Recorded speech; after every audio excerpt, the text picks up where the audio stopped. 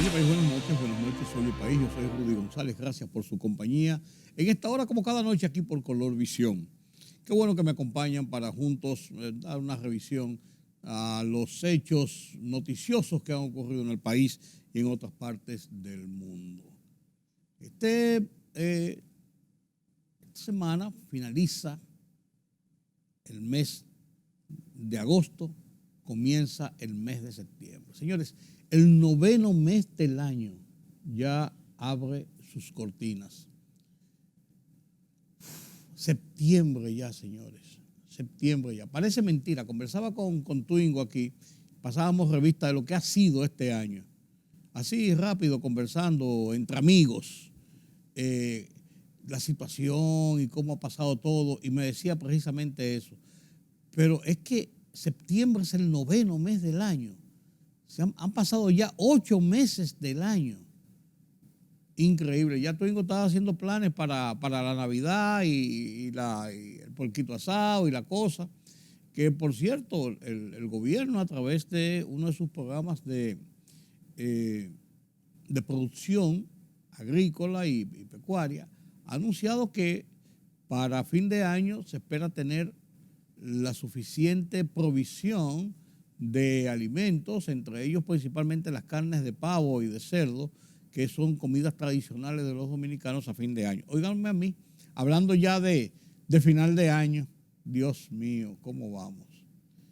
Y esta semana se cumplió también el 43 aniversario, parece que fue ayer también, no tanto, pero parece que fue no hace tanto tiempo, 43 años del huracán David, que azotó con vientos de 240 kilómetros por hora, categoría 5, cruzó, partió, por así decirlo, la República Dominicana, dejando una estela de muertos, daños, heridos, pérdidas a la producción agrícola, a la producción pecuaria, a las viviendas, a carreteras, puentes, un desastre en el país, en ese ciclón devastador que provocó. Se habla de posiblemente más de 2.000 muertos aquí en República Dominicana. Nunca se dio una cifra final. Se hablaron de aquí, allí, pero hubo muchas víctimas en el paso del huracán David. Y nos sorprende este aniversario con que ya hay uno de esos mal tiempos que vienen desde la costa norte, desde la zona de Cabo Verde, allá en el norte del cono africano, del cuerno africano, y se desplaza hacia la región del Caribe, cruzando el Atlántico. Se prevé que podría convertirse en ciclón tropical. No se habla de peligros todavía y todo esto, pero se le está dando seguimiento a este disturbio tropical que podría convertirse en ciclón y podría ser quizás uno de los momentos de enfrentamiento de esta situación de la temporada ciclónica en República Dominicana. Un juez de ejecución de la pena impuso 1 año de prisión al ex vicealmirante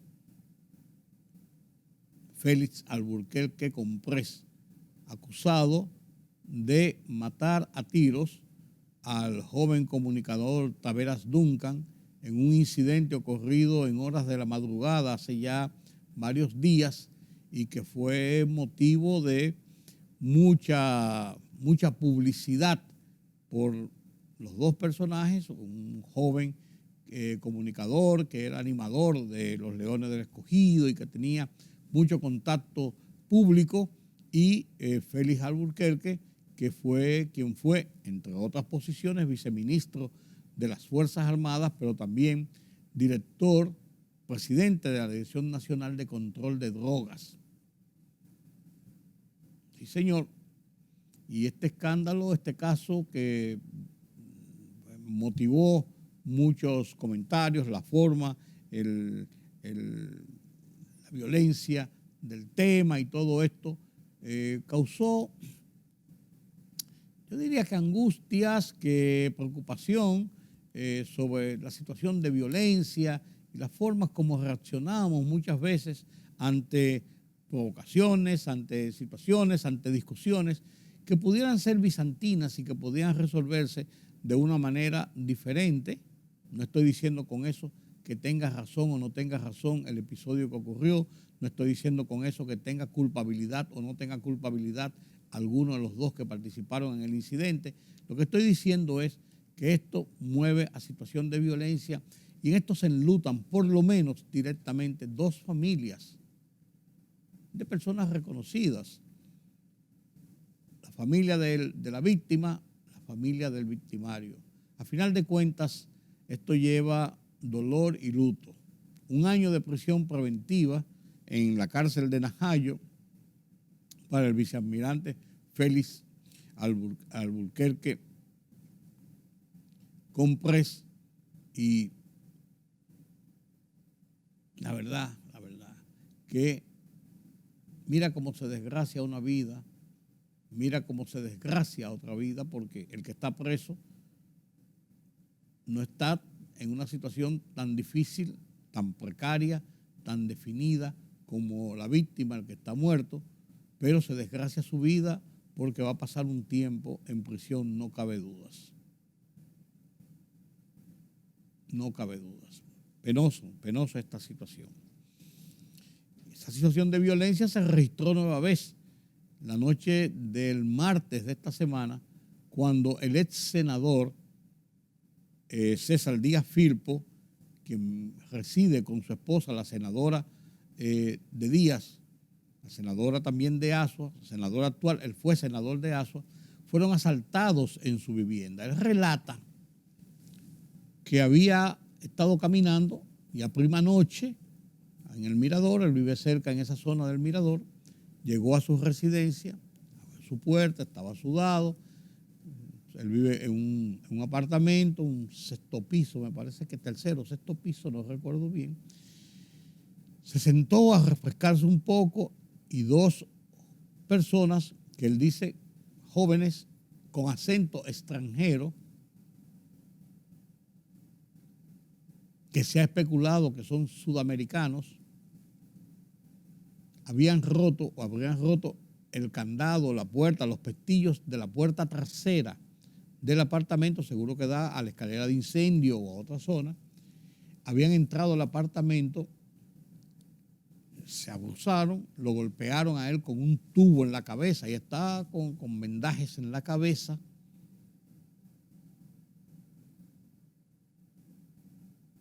Trataban de buscar propiedades, o sea, artículos de valor. Dice él que dejaron un reloj, que dejaron varias cosas, que parece que andaban buscando una caja fuerte que presumían, ahí habían documentos importantes, pasaportes, aquellos, dinero, joyas, y finalmente se habrían ido. Los amarraron en su apartamento, señores, en su apartamento, horas tempranas de la noche. Los niveles de violencia son altos en República Dominicana. Las encuestas lo dicen, la gente lo dice. Las historias fluyen todos los días. Por más que las autoridades digan que está bajo control, no está bajo control la situación. La gente está espantada, tiene temor. Tiene temor. Cada vez que le pasa un motorista, la gente se pone bronco por al lado. Tiene miedo. Una gente que se pega, una gente rara que melodea por la casa, que pasa por la casa si quiere, aunque mire para adentro. Ya usted piensa en lo peor. Yo vi ayer, conduciendo mi carro, vi un señor que se desmonta lo que parecía ser un taxi, no sé. Pues se desmonta, sale la parte trasera de un carro, casi no orillado totalmente, pero casi en medio de la calle, y sube corriendo al lobby de un apartamento, y no le abría y sacudía y miraba para atrás. Entonces me di cuenta, venían 2 personas caminando por la acera, no en una calle, no en un lugar tan concurrido, sí, de muchos vehículos, pero no de muchos transeúntes. Y el señor miraba y cuando le abrieron la puerta desde adentro, parece que el vigilante tocó la puerta, abrió, se metió. Yo estaba parado ahí porque había un pequeño tapón y pensé precisamente en la angustia que se le veía que estaba viviendo este hombre, y era por el temor de que venían dos personas por ahí, de que él no sabía si su vida corría peligro, si su integridad física corría peligro, si iba a ser víctima de algún atraco, de algún asalto y hasta de la muerte. Señor de mediana edad, de 50 años, no es un viejecito ni tampoco era un jovencito. Pero vi reflejado el miedo, el temor de esa persona. Y pensé, caramba, pero por aquí ni siquiera hay una patrulla policial. Por aquí, si esa gente hubiesen sido dos asaltantes, ¿quién los socorre? Nosotros que estábamos, las personas que estábamos en un pequeño tapón, ahí en esa calle, en el polígono central. Yo no sé, pero no me atrevo, no me hubiese atrevido. Yo no uso armas, nunca he usado armas, ni mucho menos. Pues no me hubiese atrevido ni siquiera a tocar bocina o a vocear, porque si eso ocurre eso, y es una situación, se voltean hacia donde a mí me disparan o me agreden.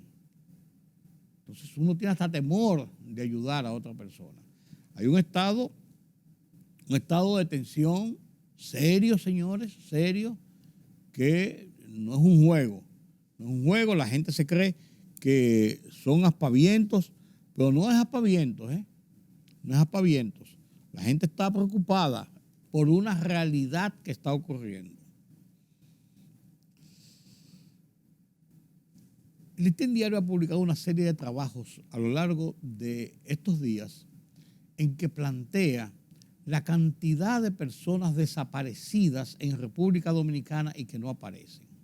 Y el caso del jovencito Joa, que desapareció hace varios meses y que su familia, un jovencito de 17, 18 años, y que su familia no ha cejado de buscarlo. Dicen que la última vez que lo vieron estaba por las inmediaciones del Mirador del Sur. Y ellos pasan los días, las tardes, las noches, han puesto afiches y pasan el tiempo buscando con la esperanza de encontrarlo. ¿En qué condición? No, pero de encontrarlo, saber el final, el paradero de ese hijo.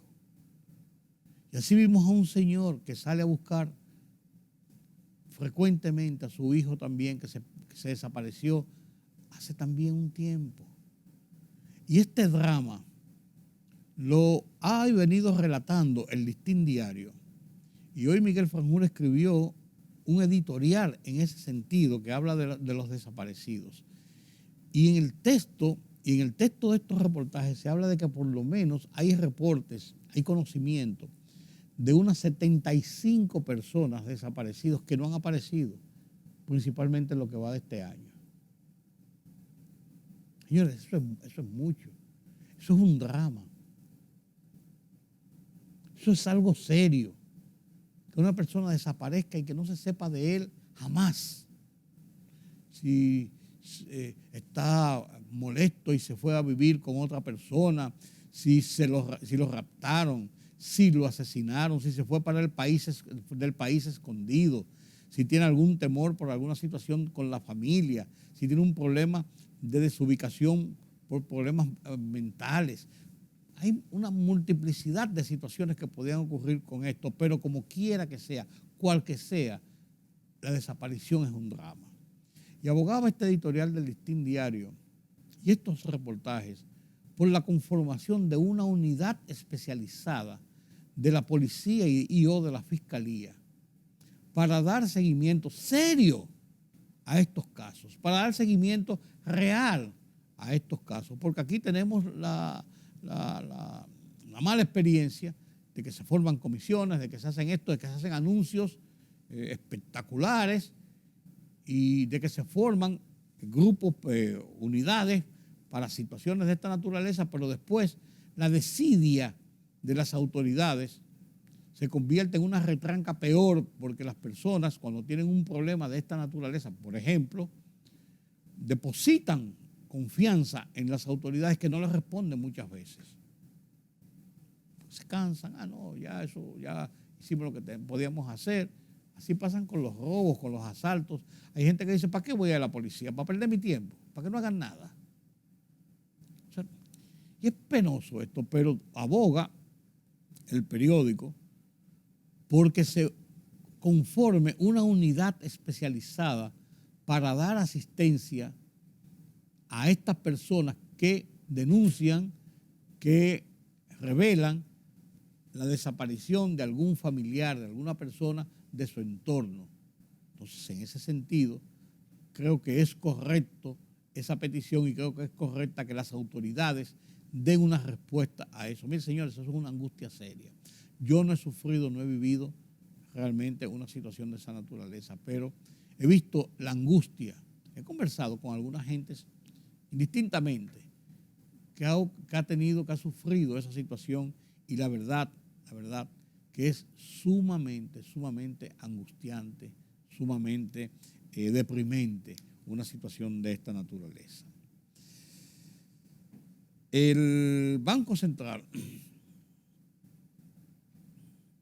en momentos en que se habla de la inflación, del problema de la economía, y se garantiza en un informe del Banco Central esta misma semana de que la proyección de la tasa de crecimiento del país para el año 2022 continúa enmarcada en 5.5% aproximadamente,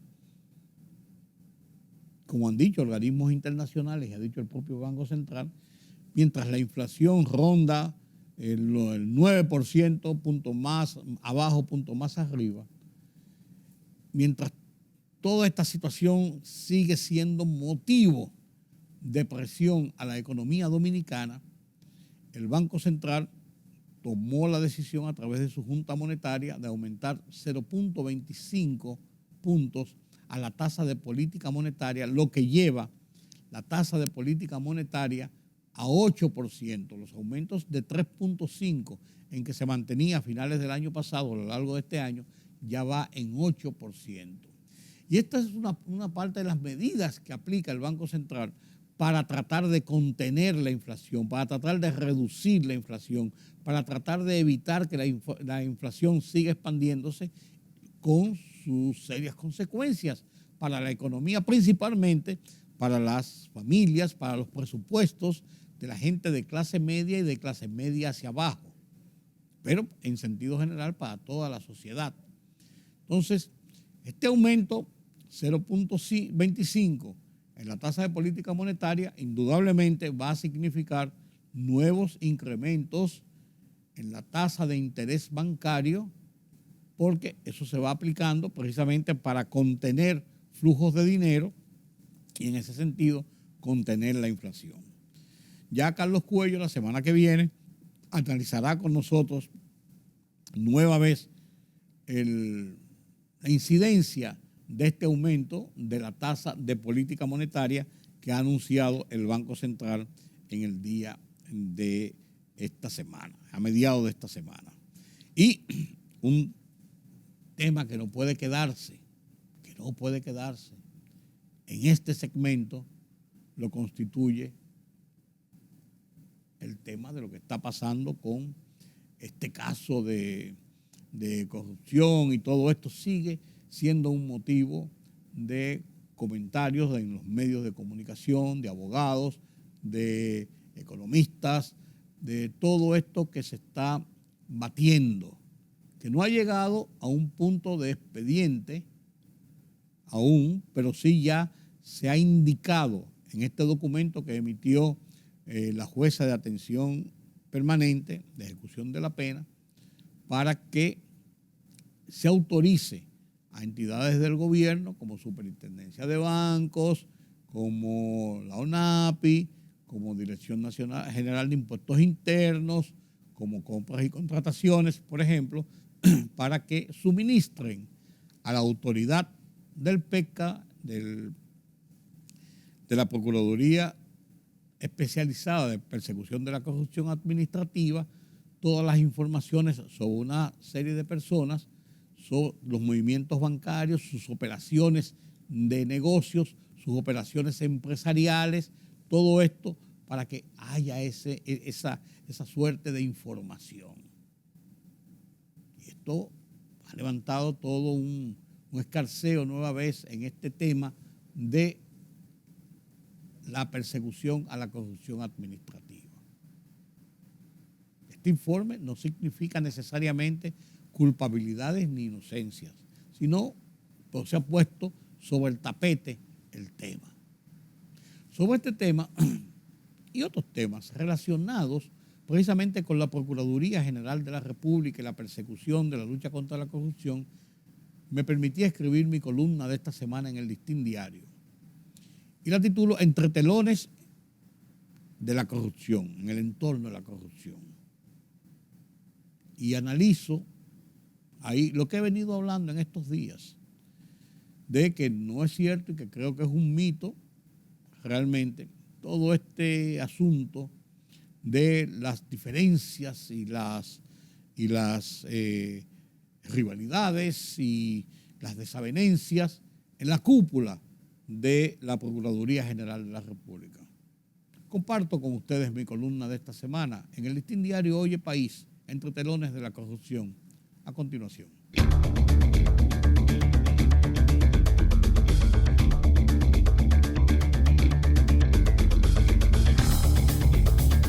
La corrupción es uno de los delitos más complejos y difíciles de perseguir por el alto grado de intereses políticos, económicos, emocionales que lo conforman. La investigación y judicialización de casos de corrupción están rodeados de escándalos, espectacularidades, conjeturas, percepción, pruebas, morbo, política, en el cual la influencia y presión mediática juega un papel influyente. Es un tema en que los protagonistas son los fiscales acusadores en representación de la sociedad y el Estado, los imputados inocentes hasta que se les pruebe lo contrario y los jueces como terceros imparciales. La cabeza del estamento persecutor del delito, la Procuraduría General, encabezada por Miriam Germán Brito y Jenny Berenice Reynoso, se ha convertido en blanco mediático de afectados y en razonamiento lógico de abogados contratados para la defensa y de políticos. De ahí que se difundiera la versión de serias desavenencias entre ambas funcionarias. Una de características muy pausada, pensante, calmada. Otra, osada, fajadora, decidida. Ambas, sin embargo, con posiciones que se complementan en un mismo objetivo: la legalidad y la decisión de enfrentar el delito con un alto grado de independencia. Soy de los que cree que entre Miriam y Jenny no hay tal choque, sino diferencias propias de procedimientos sobre sus visiones en la lucha contra el delito. Tampoco creo que de alguno de sus despachos se haya filtrado el documento sobre la investigación al Ministerio de Hacienda, como se ha querido decir para enchinchar un pleito inexistente. Tres conceptos que merecen todo mi respeto: el de Servio Tulio Castaños, Inés Ayspún y Cándido Simón, refuerzan mi convicción y de muchos de que las alegadas desavenencias es un mito.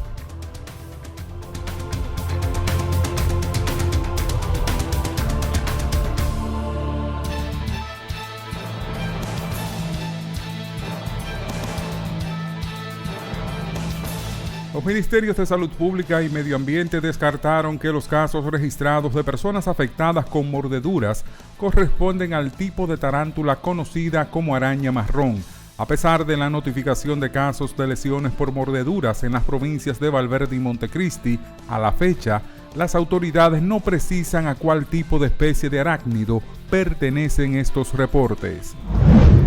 El Juzgado de Atención Permanente del Distrito Nacional impuso 1 año de prisión preventiva contra el expresidente de la Dirección Nacional de Control de Drogas, Félix Alburquerque Comprés, acusado de matar al comunicador Tavares Duncan, tras un altercado en un negocio de comida rápida a mediados de este mes. La pena deberá ser cumplida en la cárcel de Najayo.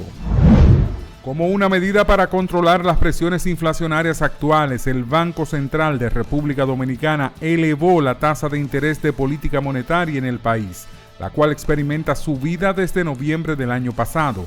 En la reunión de agosto de este año, el Banco Central decidió aumentar su tasa de interés de política monetaria en 25 puntos básicos de 7.75% a 8% anual. El titular de la Dirección Nacional de Contrataciones Públicas, Carlos Pimentel Florenzán, destacó que una de las primeras medidas tomadas al inicio de su gestión fue la nulidad del registro de proveedor del Estado de 266 funcionarios que se encontraban en el régimen de incompatibilidad y que figuraban como en acciones mayores a un 10% en empresas participantes.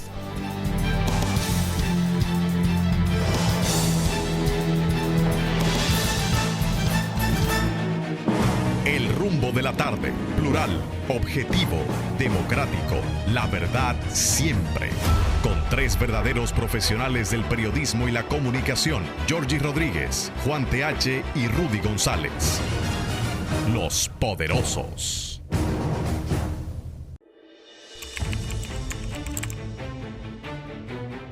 Periodismo de investigación, columnas, opinión, análisis, reportajes de fondo.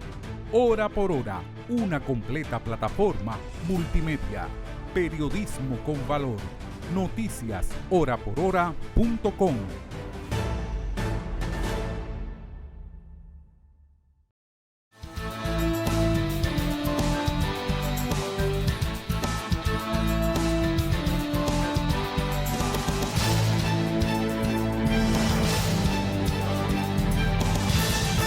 Noticia que esta semana conmovió al mundo occidental principalmente, pero al mundo en sentido general, fue el fallecimiento a los 91 años de uno de los líderes de la desaparecida Unión Soviética, Mikhail Gorbachev. Mikhail Gorbachev asumió en el 1985 el poder en la entonces Unión Soviética, todavía cuando en medio de la Guerra Fría, pero ya venía resintiéndose la situación que mantenía a la cabeza de la Unión Soviética a Rusia, ya con problemas internos, problemas económicos. Y este hombre, que era un alfil, por así decirlo, de Andropov, uno de los grandes líderes de los últimos tiempos de Rusia y de la Unión Soviética, asumió el poder en 1985 y dio paso a lo que era el Glasnost. Era un movimiento tendente a la transparencia, de comenzar a desmontar todo aquel aparataje, aquella represión, aquel Estado cerrado, dictatorial que regía la Unión Soviética en ese momento, encabezado por Rusia. En 1991, Mikhail Gorbachev ya no pudo más y hubo de dejar el poder. Y se dio el paso a Boris Yeltsin en los momentos en que ya era inminente, definitivamente, el término de la Guerra Fría, el término de aquel bloque llamado Unión de Repúblicas Socialistas Soviéticas. ¿Cómo se conformó este bloque? Bueno, cuando a Hitler se le metió en la cabeza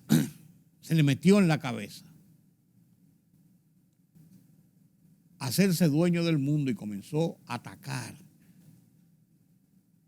todo lo que rodeaba a Alemania para apoderarse de Europa, llegó hasta las puertas mismas de Moscú, prácticamente.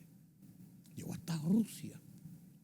Provocó serios estragos en Rusia hasta que los rusos se sobrepusieron y arremetieron contra Alemania, contra la Alemania nazis.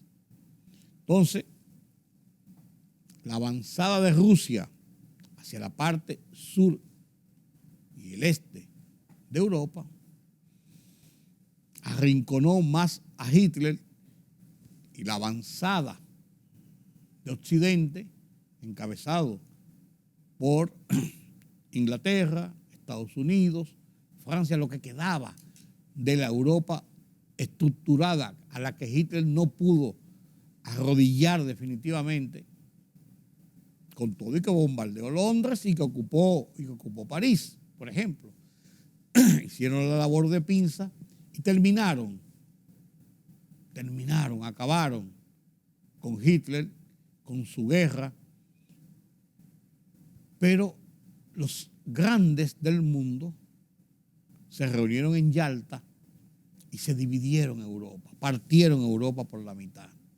Los rusos reclamaban su parte porque habían sido un factor importante en el exterminio del nazismo y de Hitler y tomaron toda la parte oriental de Europa. Incluso Alemania, la Alemania de Hitler, la dividieron por la mitad.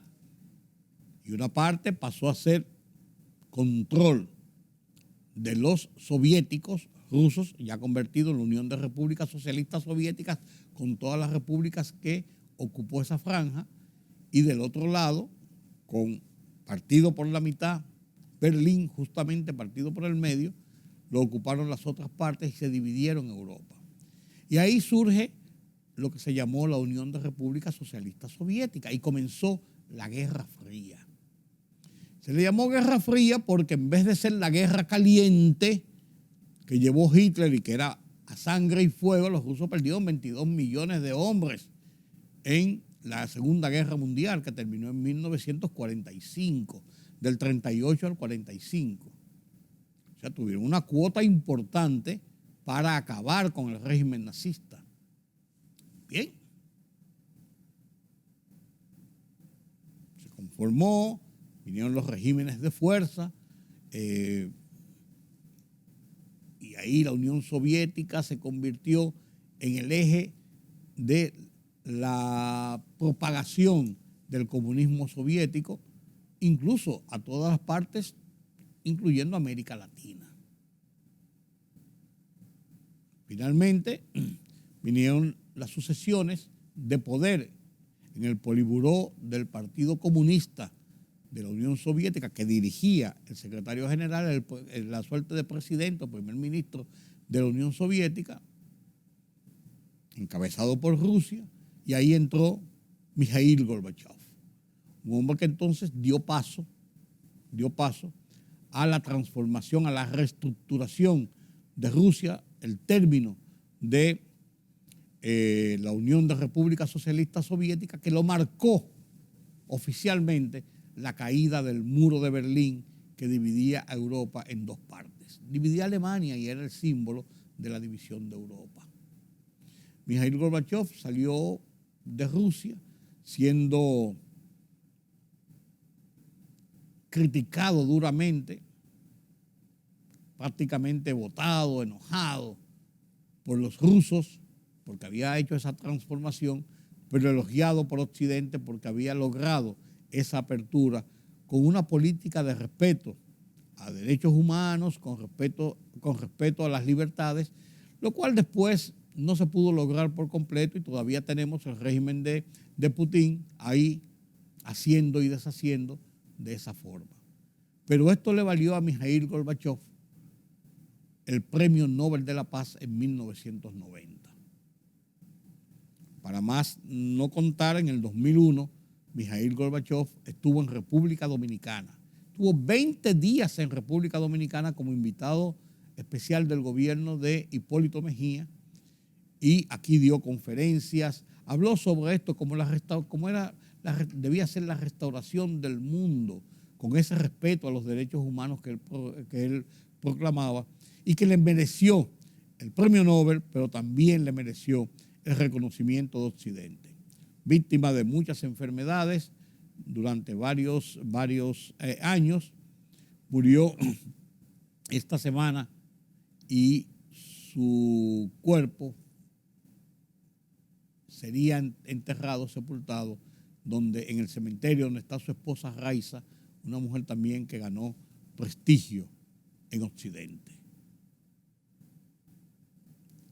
Esa es la realidad de lo que ha ocurrido. Así es la vida, así son las cosas.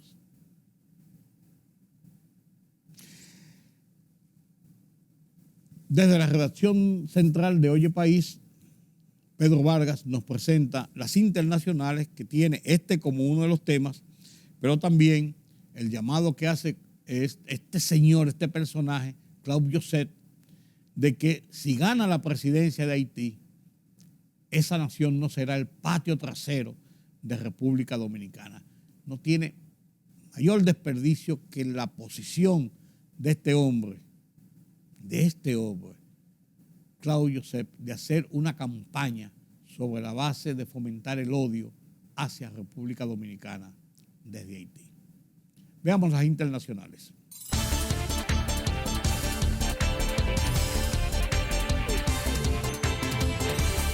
Líderes políticos de todo el mundo han reaccionado al fallecimiento del último presidente soviético, Mikhail Gorbachev, mientras el presidente de Rusia, Vladimir Putin, ha afirmado que fue un político que tuvo un gran impacto en el curso de la historia mundial.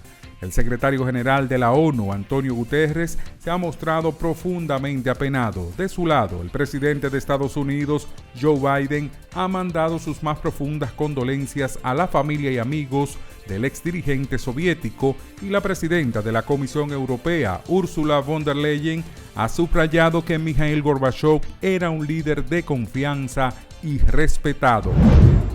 Y el gigante energético ruso Gazprom ha detenido el flujo de gas a través del Nord Stream por un plazo de 3 días debido a operaciones de mantenimiento. La Unión Europea ha alcanzado un acuerdo político para suspender por completo el régimen simplificado de visados con Rusia durante la reunión que los cancilleres del bloque han celebrado en Praga, República Checa. El anuncio fue hecho oficial por el jefe de la diplomacia de la Unión Europea, Josep Borrell. El exministro de Relaciones Exteriores de Haití y aspirante a la presidencia del vecino país, Claude Joseph, manifestó que si llega a ser presidente, Haití no será el patio trasero de República Dominicana. En un breve mensaje que colgó en la red social de Twitter, el dirigente político externó que esa situación genera miedo a los racistas y la extrema derecha dominicana.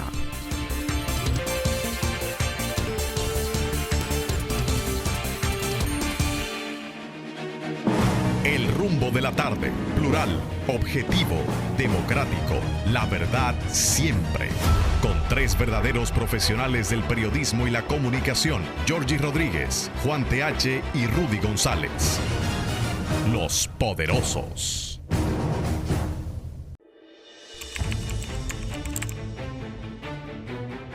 Periodismo de investigación, columnas, opinión, análisis, reportajes de fondo. Hora por hora, una completa plataforma multimedia. Periodismo con valor. Noticias horaporhora.com.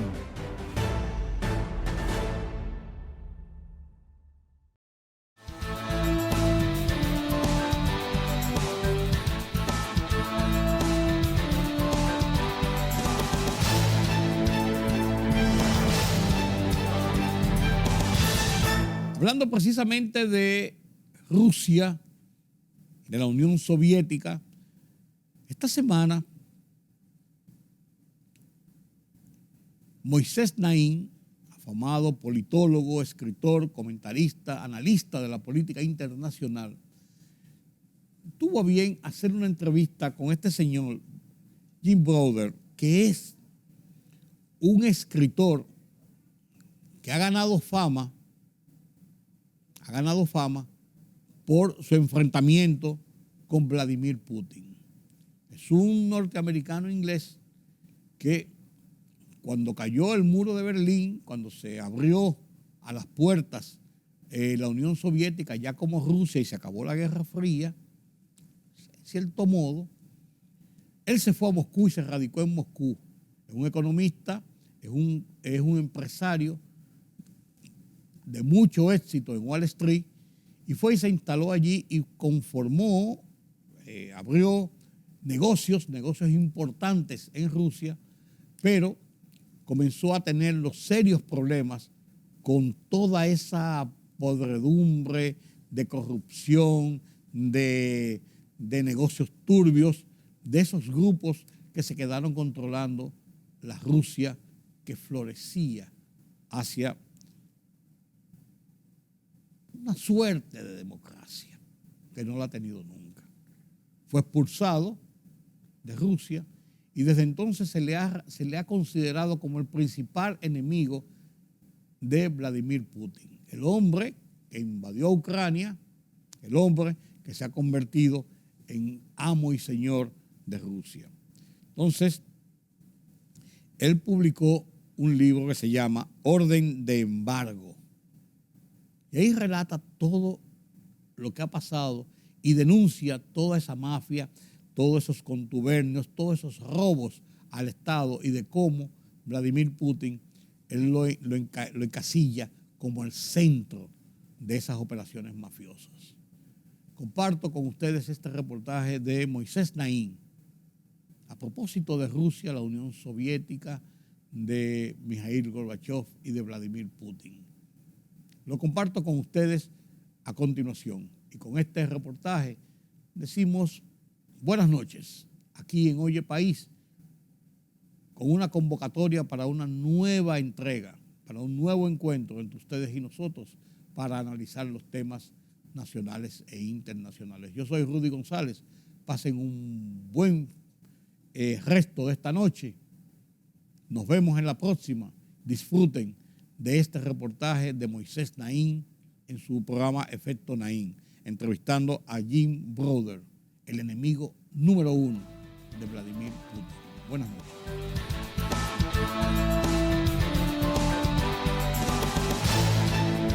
Bienvenidos, soy Moisés Naim desde Washington. Encantado de estar de nuevo con ustedes, como siempre. Hoy tengo un invitado muy especial, al que le vamos a dedicar todo el programa. Lo han tildado como el principal enemigo de Vladimir Putin, nada más y nada menos. Su nombre es Bill Browder. Es un destacado especialista en finanzas, un hombre de negocios, inversionista. Ha estudiado en las más prestigiosas universidades, la Universidad de Chicago, de Stanford, y ha tenido importantes cargos en consultoría, pero sobre todo se hizo muy rico trabajando en Wall Street, en la banca de inversión, haciendo negocios allá. Con la caída del muro de Berlín y el colapso de la Unión Soviética, el fin del comunismo, Browder decidió mudarse a Rusia en el año 1996, invertir allí en todo tipo de empresas. Al poco tiempo se convirtió en el mayor inversionista extranjero en Rusia. Pero Browder terminó descubriendo complejas redes de robo de dinero manejadas por el gobierno ruso al más alto nivel, y denunciar eso le salió muy caro. En el año 2005, Browder fue deportado de Rusia, expulsado, y el gobierno ruso lo declaró como una amenaza para la seguridad nacional de ese país. Además, tomaron una variedad de aterradoras acciones directamente contra él. Sin embargo, nada de eso lo ha hecho guardar silencio. Hoy en día, Browder es uno de los mayores críticos y más visibles internacionalmente de lo que está pasando en Rusia y concretamente de la conducta de Vladimir Putin. Se ha dedicado Browder a denunciar la gigantesca corrupción estatal que ocurre en Rusia y a exigir sanciones internacionales para los oligarcas que se están robando el dinero del Estado. En los últimos años, Browder ha publicado 2 libros en los cuales detalla los increíbles crímenes perpetrados por los que están gobernando Rusia hoy en día. Su más reciente libro se titula Orden de Embargo, una historia real de blanqueo de dinero, asesinatos y resistencia frente a Vladimir Putin. Esta es mi conversación con Bill Browder. Mire. Bill Browder, bienvenido al programa. Tú pasaste de ser uno de los mayores inversionistas extranjeros en Rusia a ser uno de sus más grandes críticos. ¿Qué pasó? I moved to Russia in 1996. Me mudé a Rusia en el año 1996, después de la caída de la Unión Soviética, para crear allí un fondo de inversión llamado Hermitage Capital. Este negocio creció hasta convertirse en el mayor fondo de inversión de Rusia, con $4.500 millones de capital occidental invertidos en el país. Pero lo que descubrí fue que era como si hubiese invertido en organismos sin fines de lucro en lugar de en empresas, pues todos los ingresos se los estaban robando de manera secreta los oligarcas y los oficiales corruptos. La mejor estrategia que se me ocurrió para proteger mis inversiones fue investigar quién se estaba robando el dinero y compartir esa información con los medios de comunicación internacionales. Llevé a cabo campañas para exponerlos y avergonzarlos públicamente, y durante un tiempo mi trabajo fue bien recibido por Vladimir Putin, pues él estaba peleando contra las mismas personas que yo. Esos corruptos le estaban quitando poder a Putin, de la misma forma que me estaban robando dinero a mí.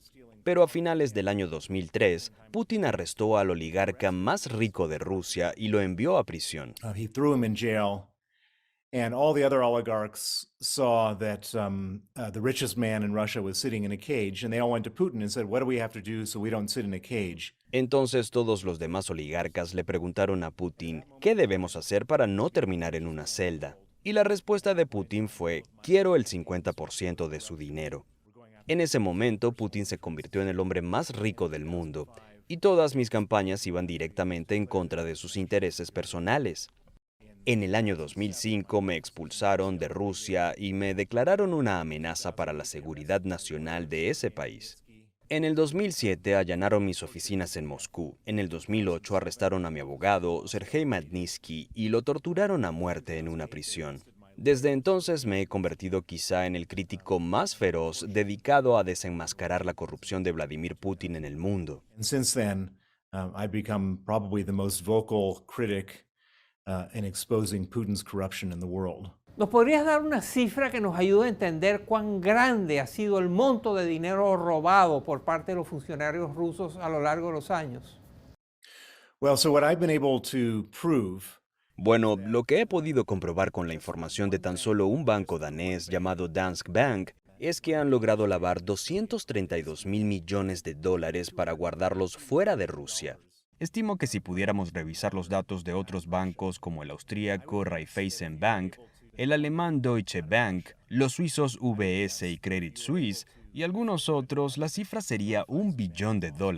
Efectivamente, Vladimir Putin y las 1.000 personas más poderosas a su alrededor le han robado $1 billón al Estado ruso durante un periodo de 22 años. It's been stolen by Putin and the top 1,000 people around him from the Russian state over a 22-year period. Ha sido blanco de muchas amenazas por parte del presidente de Rusia, Vladimir Putin. Danos algunos ejemplos. Russia has issued 8 Interpol arrest warrants against me. I've been issued with death threats. Rusia ha emitido 8 órdenes de arresto en mi contra a través de la Interpol. Me han amenazado de muerte, han intentado secuestrarme, me han tratado de extraditar de Londres, en donde vivo, hacen películas sobre mí, me han demandado, han hecho todo tipo de locuras. De hecho, Dmitry Medvedev fue presidente de Rusia antes que Vladimir Putin, y cuando él estaba en el cargo, un grupo de periodistas le preguntó sobre el asesinato de Sergei Magnitsky. What do you have to say about the Magnitsky murder? And he said, it's too bad that Sergei Magnitsky is dead and Bill Browder is still alive and running around. Medvedev respondió que era una lástima que Magnitsky estuviera muerto y que yo aún estuviera vivo. Yuri Chaika, quien fue el fiscal general de Rusia entre 2006 y 2020, dijo que yo no debía dormir en paz. Y durante una conferencia de prensa en el año 2018, Vladimir Putin le pidió a Donald Trump que me entregara. La razón por la cual me persiguen es porque toda mi estrategia le ha dado en el talón de Aquiles al régimen de Vladimir Putin. Roban dinero y matan a personas en Rusia, y luego guardan todo su dinero en Occidente. They steal money in Russia, they kill people in Russia, and then they keep that money in the West. ¿Cómo haces para protegerte de estas amenazas permanentes y muy graves, muy serias? This is a very good question. Esa es una muy buena pregunta. Hay una expresión que dice que ellos solo tienen que tener suerte una vez. Yo tengo que tener suerte todos los días. Y hasta ahora he tenido suerte. No me han podido atrapar, pero me he tenido que esforzar mucho para eso. He tenido que hacer grandes sacrificios personales para mantenerme vivo. I've had to make great personal sacrifices to stay alive. Después de la muerte de tu abogado, Sergei Magnitsky, te convertiste en un activista de los derechos humanos a nivel mundial, y has estado trabajando para exponer las inmensas redes de corrupción de Vladimir Putin. Esto condujo a la creación de la Ley Global Magnitsky sobre responsabilidad y los derechos humanos. ¿Qué es eso? Háblanos un poquito de esto y danos contexto. The Magnitsky Act freezes the assets and bans the visas. La ley Magnitsky congela los activos y suspende las visas de los rusos que hayan cometido violaciones a los derechos humanos. Vladimir Putin es un hombre muy rico, es un violador de derechos humanos y guarda todo su dinero en el extranjero. Así que la ley Magnitsky lo hace sentir muy vulnerable. Derogarla se ha convertido en su principal objetivo de política exterior. He made it his single largest foreign policy priority to try to have the Magnitsky Act repealed. Y has tenido mucho éxito con llevar la ley Magnitsky a nivel internacional. Háblanos de esto. So if the United States bans the visas and freezes the assets, Si Estados Unidos anula las visas y congela todos los activos de los oligarcas rusos, estos podrían irse a Canadá, a Europa o a Australia. Así que, después de que Estados Unidos aprobó la ley Magnitsky en el año 2012, mi prioridad fue viajar por el mundo para convencer a otros países de que hicieran lo mismo. Y hasta ahora he tenido éxito. Logré que Canadá aprobara la ley Magnitsky en el año 2017. Gran Bretaña lo hizo en el 2018, la Unión Europea en el 2020 y Australia en el 2021. En su mayoría, los países que respetan el Estado de Derecho, que son a su vez donde los oligarcas rusos resguardan su dinero, están trabajando en conjunto para lograr que ese dinero esté fuera de su alcance. in making that money off limits. Now, that doesn't mean we've conquered the whole world. Ahora bien, esto no significa que hemos conquistado el mundo. Aún hay muchos países donde los rusos pueden guardar su dinero, pero muy seguramente los oficiales del gobierno ruso no quieren enviar su dinero a China o a Arabia Saudita porque allí ese dinero podría ser robado con la misma facilidad con la que ellos se lo robaron a los ciudadanos rusos. Todos los criminales buscan un lugar seguro para guardar su dinero, y lo que yo estoy tratando de garantizar es que todos esos lugares estén fuera de su alcance. I'm trying to make sure that all the safe places are off limits. ¿Contaste con el apoyo de Estados Unidos? So when I first started my campaign for Magnitsky sanctions, Cuando comencé mi campaña para que se implementaran las sanciones de la ley Magnitsky, el gobierno estadounidense estaba intentando reiniciar las relaciones con Rusia. Barack Obama, quien era el presidente de Estados Unidos en ese entonces, quería efectivamente tratar bien a Rusia. Entonces yo contaba con mucho apoyo por parte del Congreso de los Estados Unidos, pero el gobierno de Obama estuvo en mi contra en todo momento. Luego llegó Donald Trump al poder, quien por supuesto se enorgullecía de su amistad con Putin. De modo que fue únicamente después de la invasión de Ucrania que Estados Unidos despertó y se dio cuenta de que debían ser extremadamente duros con Putin si querían proteger nuestros intereses en todo el mundo. if we want to protect our interests around the world. Antes de la invasión Rusia a Ucrania, tú habías criticado fuertemente, públicamente, la falta de entusiasmo por parte de las democracias del mundo para unirse a la lucha anticorrupción que tú liderabas, participabas desde hace tiempo. ¿Por qué los gobiernos democráticos tardaron tanto en unirse a esta batalla? One of the things that Vladimir Putin has been very good at since he came to power Desde que llegó al poder, Vladimir Putin ha resultado ser muy talentoso para conseguir a políticos y a empresarios occidentales que están muy dispuestos a recibir dinero a cambio de actuar como si fuesen sus ojos, oídos y ejes de influencia en otros países. Es así que en ciudades como Londres, donde yo vivo, el poder político y empresarial efectivamente se ha corrompido. Allí tantas personas se alimentaban de la corrupción rusa que cada vez que Putin hacía algo terrible, los más poderosos peleaban para que no se hiciera nada al respecto. Y esto no solo estaba pasando en Londres, sino en toda Europa y en los Estados Unidos. Esto ha sido un grave problema porque ha animado a Putin a hacer más y más cosas terribles, culminando por supuesto con su sangrienta invasión a Ucrania. which has culminated, of course, in his murderous invasion of Ukraine. La invasión a Ucrania ha cambiado la percepción que tiene el mundo sobre Rusia. ¿Qué consecuencias ha tenido este conflicto en tu lucha anticorrupción? Well, so anybody who has been a Putin apologist for the last 20 years Bueno, cualquier persona que haya defendido a Putin durante los últimos 20 años seguramente se encontró en una posición muy difícil cuando Rusia invadió Ucrania. En el pasado, Putin siempre había sido muy sutil con sus acciones maliciosas. Por ejemplo, envenenaba a un disidente y luego se lavaba las manos diciendo, yo no fui. O enviaba tropas a Crimea y decía que eran soldados rusos que estaban de vacaciones. Siempre tenía una manera de negar cualquier culpa, permitiendo así que sus defensores se disculparan en su nombre. Apologize for him. But when he invaded Ukraine, and he did so with full military insignia on the tanks and on the uniforms, there was no more plausible deniability. Pero cuando Putin invadió Ucrania lo hizo abiertamente, con banderas rusas en los tanques y en los uniformes. No había ninguna manera de negarlo. Entonces un país como Alemania, por ejemplo, que siempre trataba de minimizar cualquier alarmismo sobre Putin, se vio en una posición complicada y básicamente tuvo que responder. Este ha sido un fenómeno universal en Occidente, donde países importantes han tenido que aceptar que Putin es un asesino y que está redibujando los mapas de Europa de maneras obvias e inaceptables. Así que todo lo que llevo diciendo durante 10 años es ahora aceptado comúnmente, pero me parece desgarrador y terrible que tuvieran que ocurrir una guerra, una invasión y decenas de miles de muertos para que el mundo llegara a esta conclusión. For the world to wake up to come to this conclusion. ¿Crees que la decisión de invadir a Ucrania le cueste a Vladimir Putin su puesto en el Kremlin, en Rusia y su puesto en el orden mundial? I should just take one step back and say that Putin Debo aclarar que Vladimir Putin, a diferencia de la mayoría de los líderes del mundo, es alguien que si pierde el poder, también pierde todo su dinero. Probablemente iría a la cárcel y moriría allí. Para Putin, perder el poder es un riesgo existencial y eso le aterra. he's scared literally to death of losing power.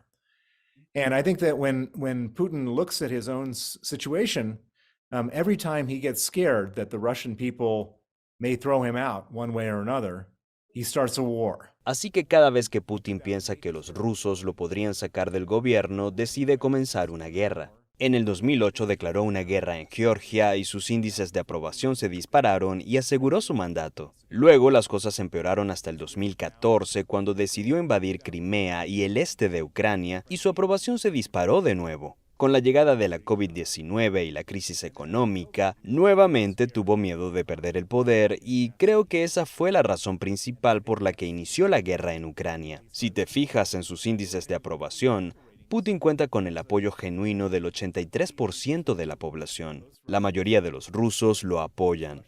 Y creo que en su mente él cree que ha logrado una importante victoria, que es asegurar su posición en el poder. Exercise, which is securing his position in power. ¿Hay algo más que Ucrania debería estar haciendo para detener la invasión? I think that Ukraine is doing Creo que Ucrania está haciendo todo lo posible. En primer lugar, se movilizaron y crearon una fuerza para luchar contra Rusia que es formidable. El presidente de Ucrania, Volodymyr Zelensky, ha usado su carisma y sus habilidades de comunicación para conseguir que los países más poderosos del mundo lo respalden, tanto financieramente como militarmente. Será una lucha larga y dura, y solo puedo admirar al presidente ucraniano y la voluntad de la gente de Ucrania para enfrentarse a un adversario tan increíblemente peligroso como lo es Vladimir Putin. an incredibly dangerous adversary as Vladimir Putin.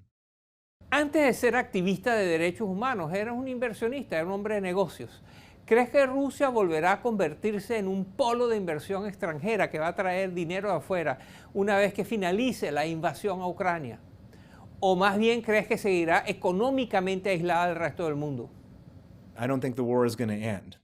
I can imagine a scenario Yo no creo que la guerra vaya a terminar. Puedo imaginarme un escenario en el que ni Putin ni Ucrania admiten la derrota y ninguno de los dos tiene una ventaja determinante para ganar. Y mientras la guerra siga y Putin continúe cometiendo atrocidades, las sanciones en contra de Rusia serán peores y Putin tendrá menos incentivos para comportarse correctamente. Entonces, en primer lugar, creo que cualquier inversión en Rusia es moralmente incorrecta.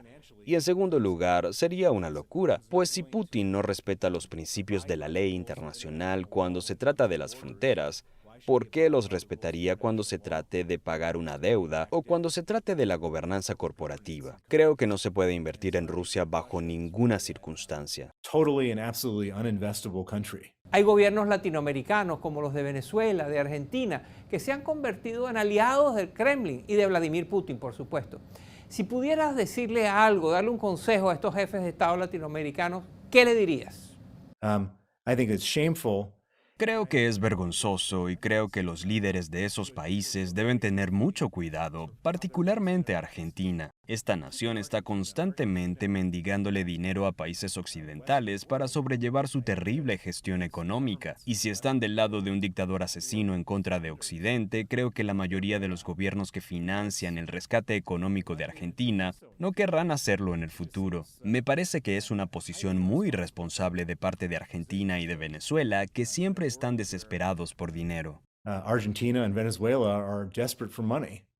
Bill Browder es uno de los activistas, de los defensores de los derechos humanos más visibles, más destacados y valientes del mundo.